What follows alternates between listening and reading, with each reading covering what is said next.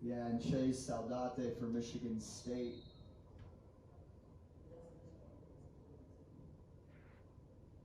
Both of these are some younger wrestlers. Saldate of Michigan State, the freshman. Matt Ortiz from IU is the sophomore. So two underclassmen wrestling in this one. Saldate from California made his way to Michigan State to wrestle. He was three-time All-State, won a state title at Gilroy High School. Yeah, and they're just staying on their feet right now. Matt Ortiz staying low, trying to get control of the head and shoulders area. Crouching down into that three-point stance. But obviously two guys that are pretty confident and successful. But Matt Ortiz, only 1-2 on the year, so winning on your home turf would be very ideal for him. As Chase Saldate gets the quick takedown a minute into the first period here, gives himself a 2-0 lead. And coming into college, established at the high school level, went 53-0 as a senior, top-ranked wrestler in his class at high school. So he's coming in ready to wrestle, ready to compete with the top dogs of the Big Ten. He lost to number 6 Brayton Lee of Minnesota 5-4. So he's competing with these ranked wrestlers. Taking on Matt Ortiz, who redshirted last year. So it seems like another chance for Michigan State to pile on the points with the experienced wrestlers out here, with the ranked guys. Yeah, and the only person that's been able to keep it even in that first 30 seconds to a minute has been Caden Rooks. So if you are Matt Ortiz and you're kind of struggling to start the season off, you got to figure a way to get it going here against a tougher opponent. Again, another ranked opponent from Michigan State is number 25 at the 157 weight class. So, I mean, it's no question that Indiana's the underdog today, and I think Michigan State is showing that early on. Yeah, a lot of ranked wrestlers on this Michigan State squad. It's not going to get any easier as we go down the line, and then in the second matches, Nebraska has just a slew of ranked wrestlers as well. So IU's got to get the small victories anywhere they can. If they can knock off a ranked wrestler here and there, they have a chance. But if it keeps going the way it is right now, as Saldate's up 2-0 and the lead for Michigan State is already 8 points, 4 matches in, then this can just keep getting out of hand, and IU will just not have a chance to really come back. Yeah, and the next 4 guys potentially for Michigan State are all ranked inside of the top 20 at their respective weight classes, and none of them right now compared to the man that we will see at the 197 weight class in Cameron Caffey. I mean, he is just an absolute beast on the mat.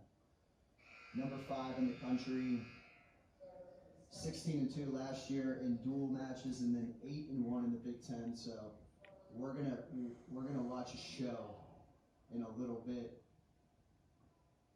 And you gotta like what you've seen from Matt Ortiz. He gave up that takedown, but since then he's been able to get control of himself and control this match a little bit. As Saldate starting on the bottom. Yeah, Ortiz really gathered himself after the takedown. Didn't give up any more points, but he did give up almost 2 minutes of total riding time, as he now can chunk away at the riding time and get it back down to a favorable number. As he throws Saldate outside the ring, so they're going to go back to the center. And if Saldate can escape and get the 3-point lead, that's just more ground to make up for Matt Ortiz. Yeah, and Matt Ortiz started that off pretty strong, but he didn't give up. You know, he didn't give the escape up, and that's 15 seconds. So he's just got to continue to try and take control of Saldate, which is obviously easier said than done. And he gets him back down to the mat. He's doing a pretty good job so far. Saldate got up, and Ortiz took him right back down to the mat. If he is able to hold on for the entire match, the entire period here on top, not giving up the escape, they'll go into the third period down 2, but he'll have the riding time advantage. Yeah, so a lot to look forward to. Exactly, and Ortiz right now really working hard, getting that riding time back down to under a minute. Saldate Saldate stands up again. Ortiz trying to prevent the escape. He will escape and get a point, so it's 3-0 in favor of Chase Saldate. And that riding time's sitting right at 1 minute, so unfortunately, one more second would have helped him, but Ortiz just needs to try and stay on his feet here and stay on top. And not give up anything in the last 45 seconds. Saldate goes right at the legs, takes down Ortiz, gets 2 more points. It is 5-0 now, as we're under 40 seconds in the second period. And of course, right as I say that, he gets taken down. And now Saldate just building up that riding time, spinning him around. Just trying to keep that time above a minute. And if you're Ortiz, you'd like to escape here and at least get a point going into the third, but Saldate's not giving him any room to even move, let alone get up. Yeah, Saldate just taking control of that left arm all over him, but Ortiz getting to his knees. This would be really big. Gonna be just a little too late as we go to the third period.